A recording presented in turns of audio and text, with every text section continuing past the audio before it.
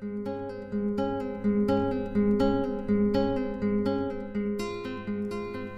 looked at gross domestic product per person as a pretty good summary measure of how to categorize countries in economic development. But that's an average for countries. Countries have great variation within them. And it's very important, especially in view of our commitment to social inclusion, to broad-based prosperity, to understand the variation and the inequalities within countries. Perhaps the starkest kind of variation within countries is the difference of rural and urban life. In almost every country in the world, with just a few exceptions, parts of the population live in rural areas, other parts live in urban areas, and often their lives are very different. And since many countries are in a transition, moving from rural to urban life, it's quite important for us to understand the differences of rural and urban living, what it means in terms of well-being, income levels, kinds of activities. The starting point for us is that before the Industrial Revolution, before the era of modern economic growth, virtually the entire world lived in rural areas. Perhaps 90%, even more, of the world's population were smallholder farmers or peasant farmers eking out an existence by trying to grow enough food for themselves, their families, and perhaps for the marketplace each year. And we know that when we think about that era, we could think about bucolic England. We see it in the great masterpieces of the 16th and 17th century landscape painters, but we can think about the countryside as characterizing almost all of the country. And that kind of rural scene is still very familiar in many parts of the world. In Africa, as in this village site in Malawi, and of course in many rural areas of smallholder farmers, rice paddy farmers all through Asia. But more and more the world looks like this, whether it's the huge crowds of Seoul, South Korea, New York City skyline, the bustling crowds in Beijing. The world is becoming more and more urbanized, and this is changing lives in fundamental ways. It also is leading to vast differences and big inequalities within countries as well. What do we mean by urban? You will be surprised to know there is no official definition of what it means to be an urban area. Generally, the United Nations, which keeps the books on the proportion of the world that's rural and the proportion of the world that is urban, relies on national definitions which differ across countries. Generally speaking, an urban area is a place where a few thousand people live in a relative densely settled area. Of course, up to millions of people living in a densely settled area. But that minimum threshold, whether it's 2,000 people or 5,000 people, that defines what's urban versus what's rural, depends on each country.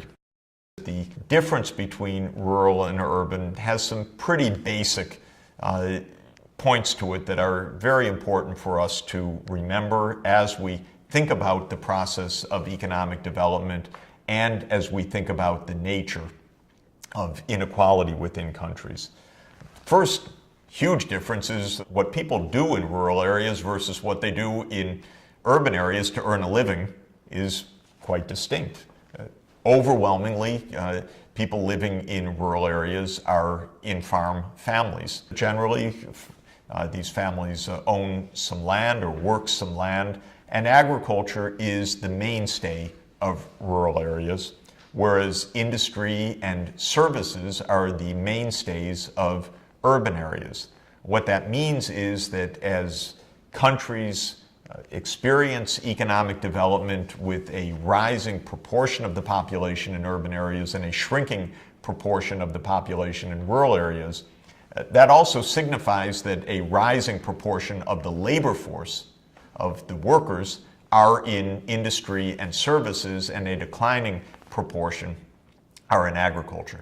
This is a nearly universal trend as part of the process of gross domestic product per capita rising, a rising share of the population working in industry and services as opposed to agriculture. Generally speaking, though it can vary, rural areas are poorer than urban areas. So income per person tends to be higher in urban areas than in rural areas, and that's one of the magnets that is pulling people in migration. Children of farmers moving from the farms to the cities in search of work and higher incomes.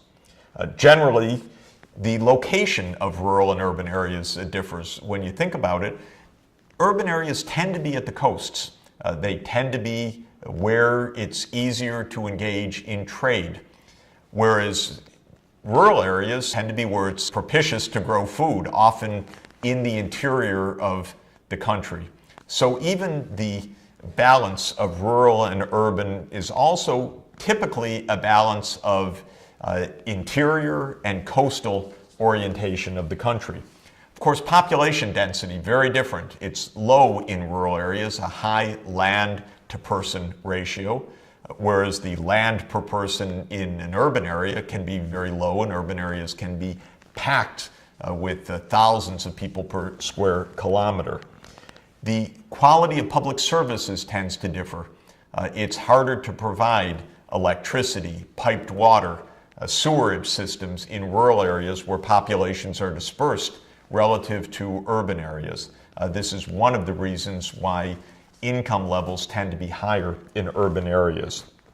And one other factor that is quite notable is that the fertility rates, meaning how many children a woman tends to have on average in the society, tends to be higher in the rural areas than in the urban areas. There are many reasons for this, but one is that children are often seen as good economic workers for the farm, whereas in an urban area, children are expensive. Children are going to school, not working on a farm, and the result is that often when households move from the rural to urban areas, they also choose to have fewer children. Now, if you look at the map of the proportions of populations in urban and rural areas, it looks a bit like the map of income per person. The richer parts of the world tend to be more urban. The poorer parts of the world tend to be more rural. But looking at the map, you can notice a few things. First, the Americas, both North and South America, very highly urbanized society, 70 or 80% of the population.